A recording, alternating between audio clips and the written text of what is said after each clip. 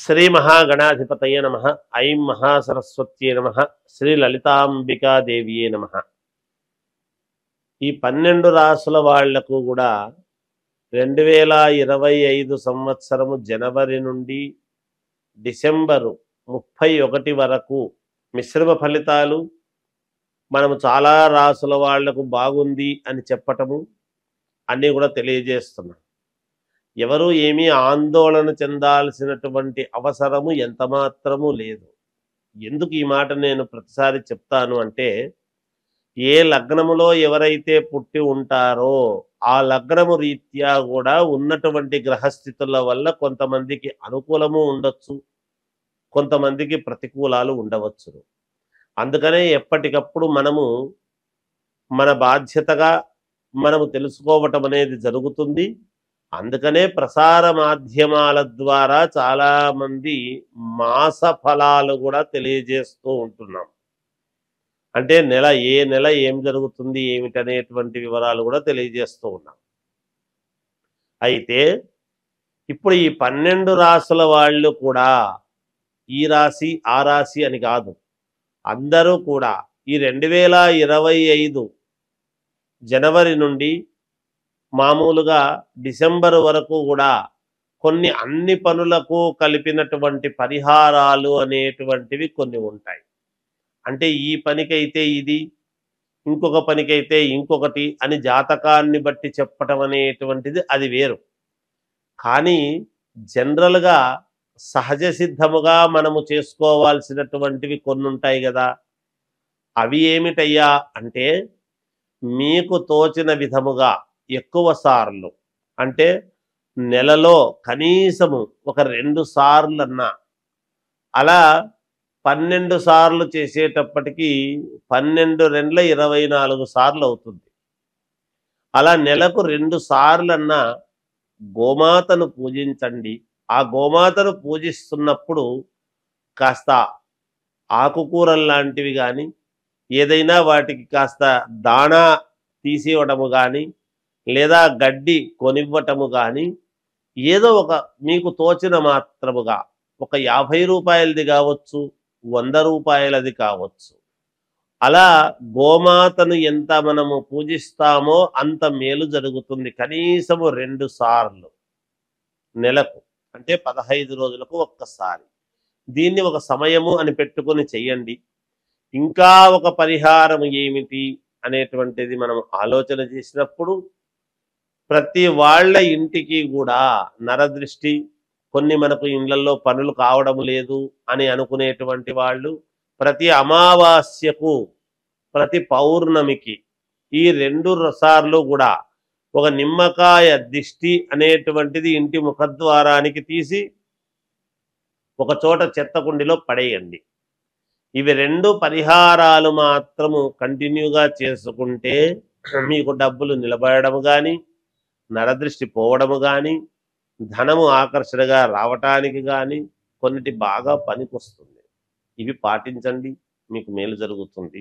వృషభ రాశి వారికి ఈ 2025 జనవరి నుండి డిసెంబర్ 31 వరకు ఎలా ఉంది అంటే, అద్భుతముగా ఉన్నది, మహాద్భుతముగా ఉన్నది. నక్కను తొక్కారేమో అన్నట్టుగా ఉంటుంది. అదేమిటి, ఇంతవరకు ఇలా ఉన్నవాళ్ళు ఇలా ఉన్నారే అనేటువంటి భావనకు వస్తారు. మీకు జరగనిదంటూ ఏదీ లేదు. అద్భుతమైనటువంటిది. ఏది పట్టుకున్నా బంగారమే, మట్టిని పట్టుకున్నా బంగారమే. ఆ ఏదోలే అవుతుందో కాదో అనేటువంటి మాటతో ఒక్కసారి ఊరికే అలా ప్రయత్నం చేసిన దిగ్విజయముగా మీకు జరగబోతున్నాయి. చాలా అంటే చాలా అనుకూలవంతముగా ఉన్నది వృషభ రాశి వాళ్లకు. అన్ని రంగాల్లోనూ అనేక రంగాల్లో ఉంటారు వృషభ రాశి వాళ్ళు. ఏ రంగములో ఉన్నటువంటి వాళ్ళకైనా, ఏ పని చేసుకుంటున్నటువంటి వాళ్ళకైనా, చిన్న పనులు చేసుకునే వాళ్ళ దగ్గర నుండి పెద్దగా పనులు చేసుకునేంతటి వాళ్ళ వరకు కూడా అనుకూలతలు బాగా పెరుగుతున్నాయి. అంటే సర్వము మీకు అనుకూలముగా ఉన్నది అనేటువంటిది. తర్వాత కీర్తి ప్రతిష్టలు పెరుగుతాయి. మీకు ఇన్నాళ్ళు లేవు అని కాదు, అధికస్య అధికం ఫలం అన్నట్టుగా మీరు చేసేటువంటిది ప్రతిదీ కూడా కీర్తివంతంగా ప్రతిష్టగా అబ్బా వీళ్ళు బాగా చేస్తున్నారని పేరు ప్రతిష్టలు రావటం చేయటం ఇవన్నీ కూడా మీరు ఏదనుకుంటే అది ఈ సంవత్సరము ఇంతకు ముందు వరకు మీరు వేరు వృషభ రాశి వాళ్ళు ఇక్కడి నుంచి వేరు. నేను గతములో ఒక్కసారి వృషభ రాశి వాళ్ళు మినిమం 4 సంవత్సరాల వరకు అద్భుతంగా ఉంటుంది, 4-5 ఏళ్ల వరకు అని నేను 2023లో చెప్పా ఒక ఇంటర్వ్యూలో. ఇప్పుడు చెప్తున్నాను మళ్ళీ. నిజానికి ఈ సంవత్సరం అనే కాదు, నిజానికి ఇంకొక 2 సంవత్సరాల వరకు ఏకధాటిగా బ్రహ్మాండంగా ఉండబోతున్నది.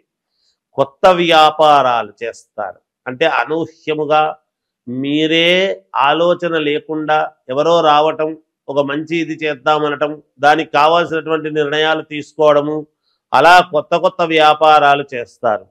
లాభాలు పొందుతారు. ఏది ముట్టుకున్నా లాభమే, ఏది చేసినా ఆలోచనాత్మకముగా అడుగులు వేస్తారు. తప్పకుండా తద్వారా లాభాలు పొందుతారుగాక.